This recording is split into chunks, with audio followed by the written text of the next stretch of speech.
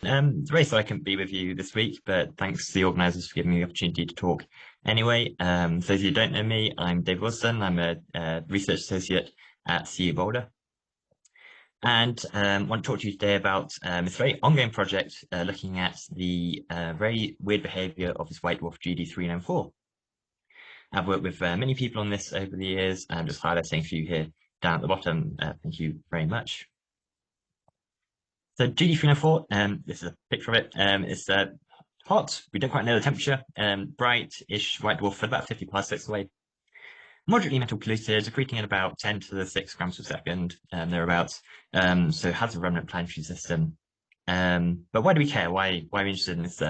These facts seem very normal.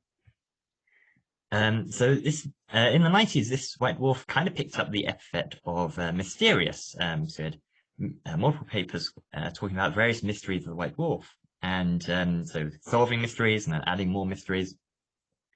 And this is correct. There are many things about it that are observationally weird. As I mentioned, we don't know the temperature. We get different temperatures by measuring fitting the optical and ultraviolet data, the biggest temperature discrepancy known between those two wavebands.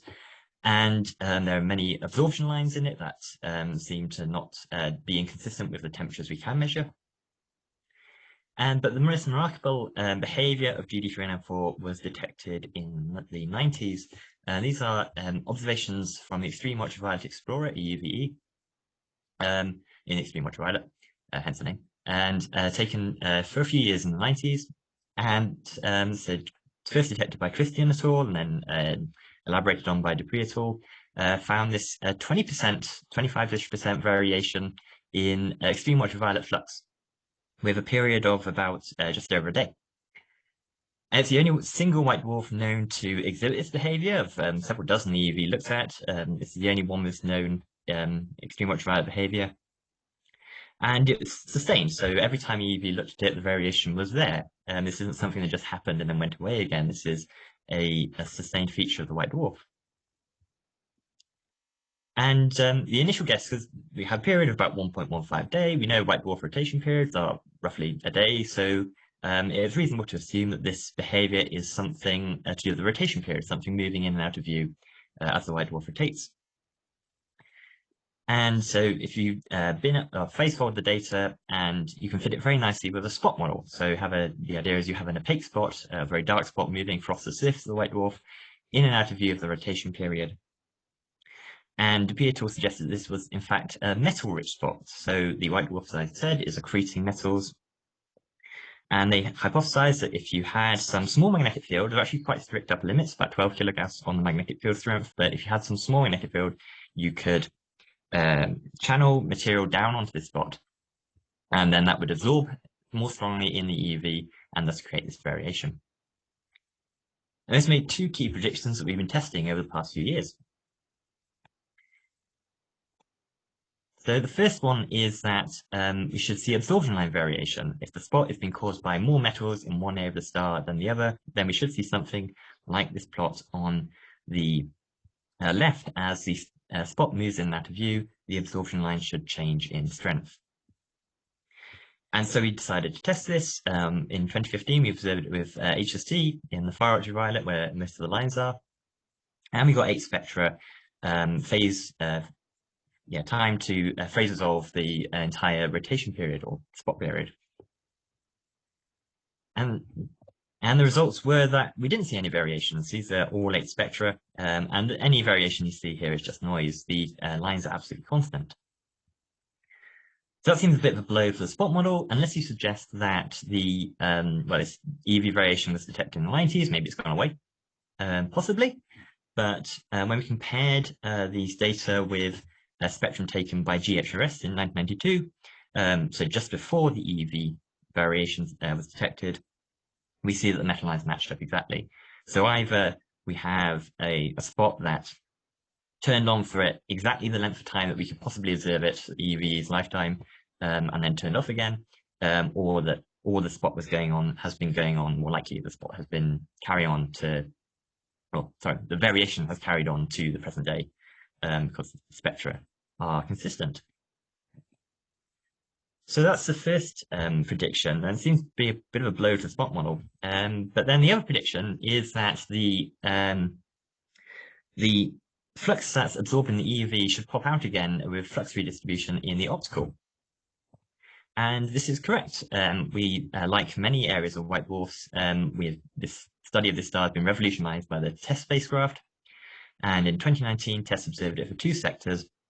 And we see this 1.15 day variation, very, very weak. This 0.9 day variation is a nearby star, but it's there.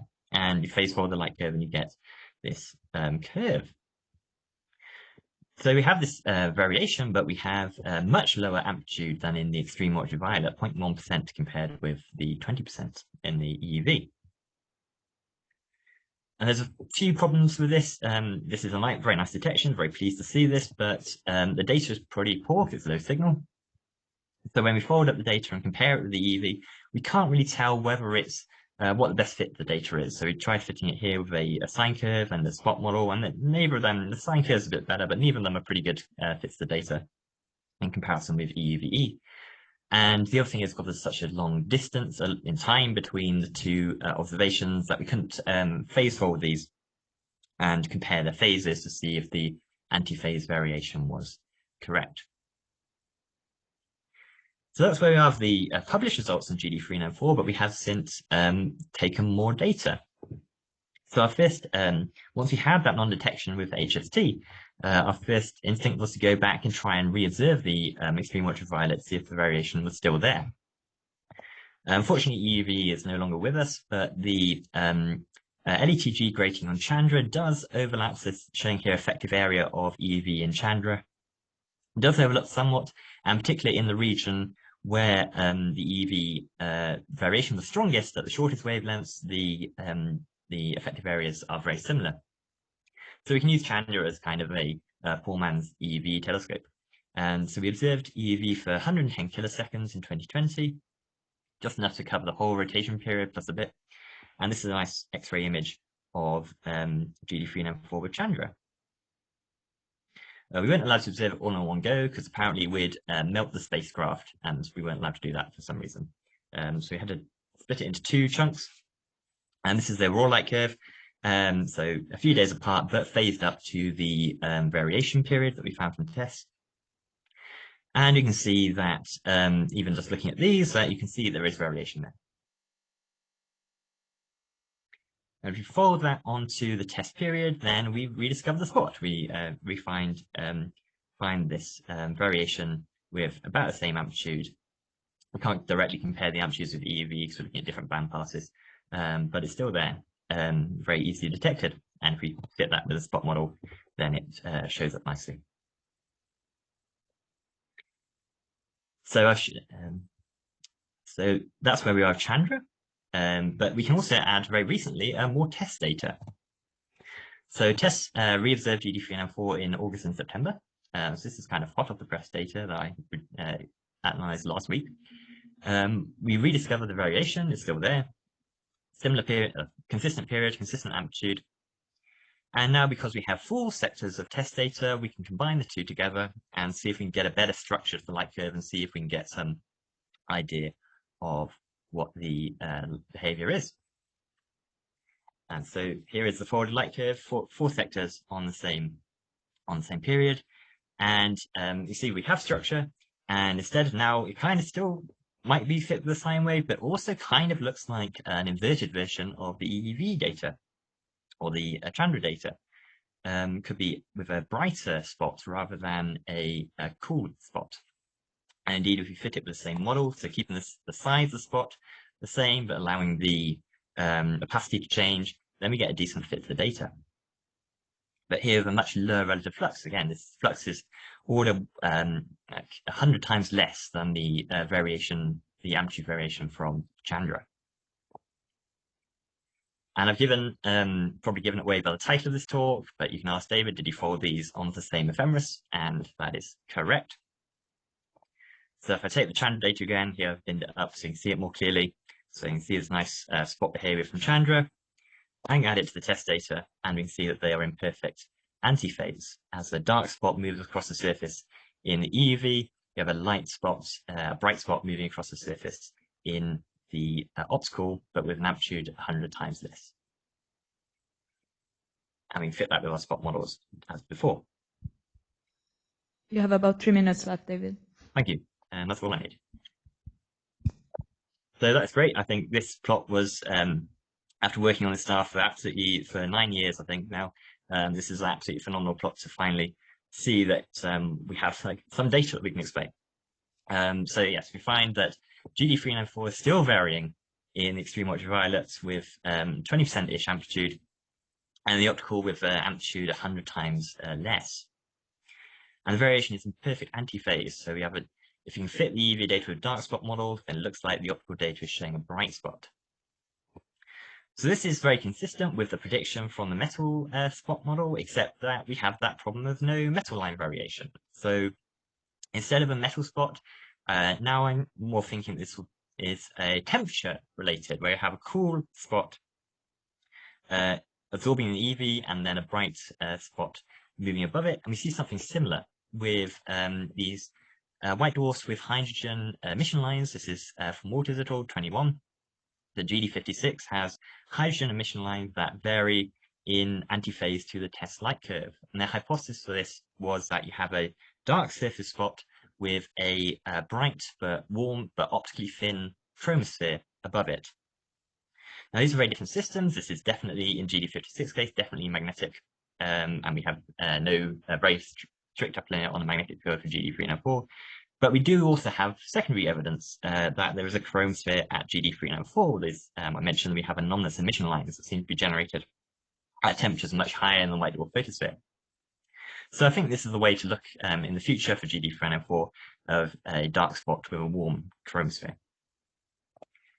So conclusions on future work, we redetect the EV variation of GD394. It's still there and varying in antiphase to very weak optical variation. The metal lines don't vary, so this almost certainly isn't a metal-rich spot. It instead could be a cool spot with a warm chromosphere above it. And do-list Chandra, of course, gives a spectra as well, so I'm going to look at those next and see if we can distinguish between metal line variation in the spectra or continuum variation. The signal noise isn't great, but I'll do what I can. Search more examples. So we can't search in the EEV, no EEV telescopes, but at Colorado we're actually trying to fix that as soon as possible. But we can look for objects that have, and there are some known objects that have these anomalous absorption lines and weak optical variation, and they could be candidates for future EEV telescopes. And particularly interested in getting this, particularly interested in talking at this conference is we need theories, we need ideas that we can test. Now we have this very high quality data set with loads of different observations of GD394. I'd welcome any ideas that we can test with it. That's it. Thank you very much.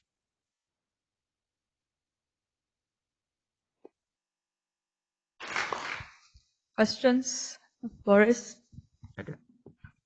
Hi, David. Can you go back to the plot where you overlay the TESS and Chandra light curve? Yep. Maybe one without the models? Yeah. Yep. Like around phase 0.4, to me, my eye, it seems there's more anti-correlated structures, or maybe it's more than a spot. Yeah. Maybe you have more than one structure here going on. Yeah. And second quick question, how big is the spot that you have in your model? I can't remember. I just use the size from the Dupree paper, so look it up in there. It's like some several 10% of the star, I think, but I can't remember. Other questions?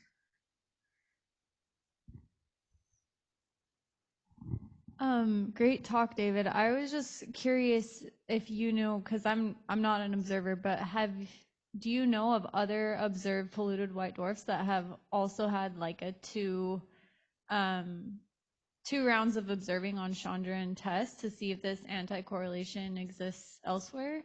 Definitely with TESS. So TESS is observing like loads of white dwarfs. So I would say that's the first port of call for trying to find more of these. See if we do find more. There have a few been detected with Kepler that have these very small optical variations. With Chandra, as you saw, the effective area at these wavelengths isn't great. So this might be the only one that's really possible to do with. We'd have to wait for a new EUV telescope to go deeper on a lot of those candidates.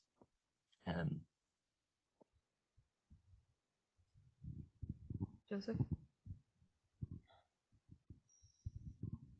Hi, David. This is Joseph Guidry from Boston University. Do you have any phase-resolved optical spectroscopy, or are you trying to get some? No, that I would say is the missing piece of the whole data set. That'd be the we don't have good. It's a good big wish list, but we don't have good high resolution flux calibrated phase resolved spectra kind of publicly available in the optical, and fairly hard to get because it's in the northern hemisphere, so we can't do it with X-shooter, for example. But yeah, that would be the final real great piece of the data set to have. Cool, thanks. Other questions? Evan? Hey, David, this is Evan. It strikes me that your observations seem extremely constraining of the metal pollution in both space and time variation. Is that right, that you really need like homogeneous metal coverage and no variation in the accretion rate? Yeah, it's going to be within the uncertainty of these absorption lines. So yeah, and also with time. So it really hasn't changed over time by much. Maybe if you like really nailed it down with Hubble, you would see that these actually change by a tiny amount. But yeah, it seems like the accretion rate has been very, very constant for decades. Thanks. Other questions? Claudia? Do you have polarization observations of this object? Yeah, I think so. And I think there was an on the tech shard to look. I think there was some polarization very, very long time ago. I don't have access or good knowledge of it. Yeah, the upper limit on the magnetic field is about 12 kilogauss from Zeeman splitting. Yeah, I think we observed the star 7 years ago. There's no magnetic field with quite high sensitivity. Is that still consistent with it being a magnetic spot? Probably not. Yeah, I mean I say you can say it's a magnetic field, but then why didn't all the others with weak magnetic fields do this? So why is this the only one? Is I think one of the biggest questions here. Any other questions? If not, let's thank David again.